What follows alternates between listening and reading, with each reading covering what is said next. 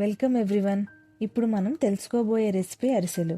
ఎంతో టేస్టీగా ఉండే అరిసెల్ని ఇప్పుడు సింపుల్గా ఎలా తయారు చేసుకోవాలో చూద్దాం. కావాల్సిన పదార్థాలు: కేజీన్నర బియ్యం, కేజీ బెల్లం, కొద్దిగా ఇలాచీ పౌడర్, ఆయిల్ తగినంత, నెయ్యి తగినంత. కేజీన్నర బియ్యాన్ని ముందు రోజు రాత్రి నానబెట్టుకోవాలి. మరుసటి రోజు నీళ్లు వడగట్టి ఒక క్లాత్ మీద బియ్యాన్ని పరుచుకోవాలి. ఒక 2-3 నిమిషాల తరువాత మిక్సీ జార్ తీసుకొని మెత్తగా పౌడర్లా మిక్సీ పట్టాలి. ఇప్పుడు ఆ పిండిని జల్లెడ పట్టి తడి ఆరకుండా ప్రెస్ చేసి మూత పెట్టుకొని పక్కన పెట్టుకోవాలి. ఇప్పుడు పాకం కోసం స్టవ్ మీద అల్యూమినియం గిన్నె పెట్టుకొని అందులో కేజీ బెల్లం అలాగే ఒక గ్లాస్ వాటర్ వేసుకొని కలుపుతూ పాకం వచ్చే వరకు హీట్ చేసుకోవాలి.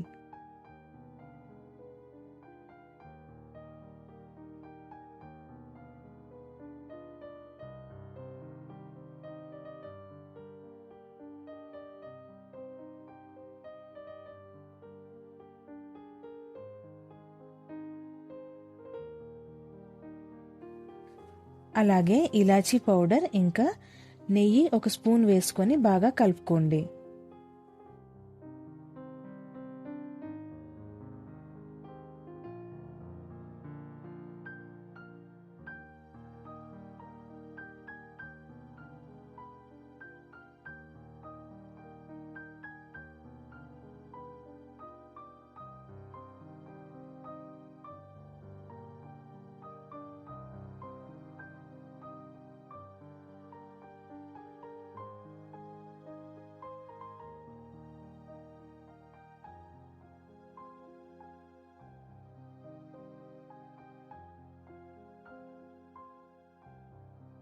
పాకం మరుగుతూ ఉన్నప్పుడే చెక్ చేసుకోవాలి.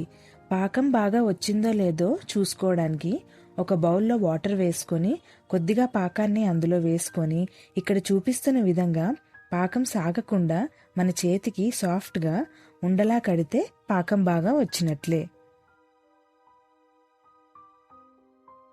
తరువాత స్టవ్ కట్టేసి రెడీ చేసుకున్న రైస్ పౌడర్ని కొద్ది కొద్దిగా వేసుకొని కలుపుతూ ఉండాలి.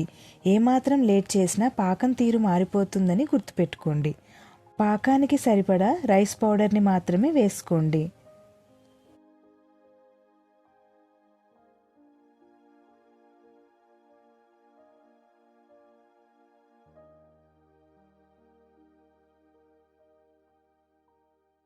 లాస్ట్లో ఒకసారి కొద్దిగా నెయ్యి వేసుకొని బాగా కలుపుకోవాలి.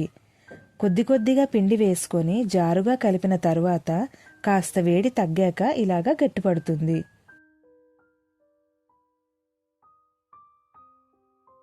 కడాయిలో ఆయిల్ వేసుకొని ఆయిల్ బాగా హీట్ అయ్యాక ఇక్కడ చూపిస్తున్న విధంగా ఒక విస్తరాకు మీద ఆయిల్ అప్లై చేసుకొని ముద్ద కొద్దిగా వేడిగా ఉన్నప్పుడే చిన్న నిమ్మకాయ సైజ్ అంత తీసుకొని అరిసెల్లా ఒత్తుకొని ఆయిల్లో ఫ్రై చేసుకోవాలి. ఇక్కడ మేము విస్తరాకు యూస్ చేసాము. మీ దగ్గర విస్తరాకు లేకపోతే ఏదైనా పాలిథిన్ కవర్ యూస్ చేసుకోవచ్చు. ఆయిల్ బాగా హీట్ అవ్వాలి, అప్పుడే అరిసెలు బాగా వస్తాయి. లేదు ఆయిల్ తక్కువ హీట్లో ఉన్నప్పుడే వేస్తే అరిసెలు అంతగా పొంగవు.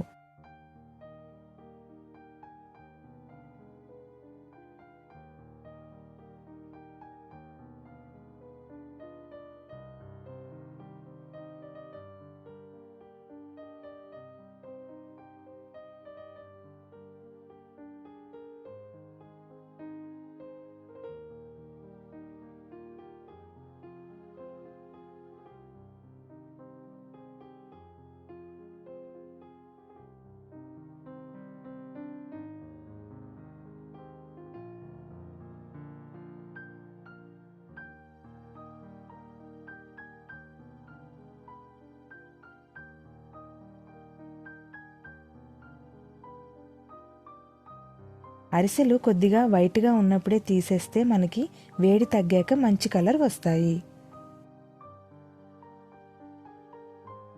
ఇంతేనండి, ఎంతో టేస్టీగా ఉండే బెల్లం అరిసెలు ఎలా తయారు చేసుకోవాలో తెలుసుకున్నాం కదా. ఈ వీడియో కనుక మీకు నచ్చినట్లయితే మీ ఫ్రెండ్స్ అండ్ ఫ్యామిలీకి షేర్ చేయండి.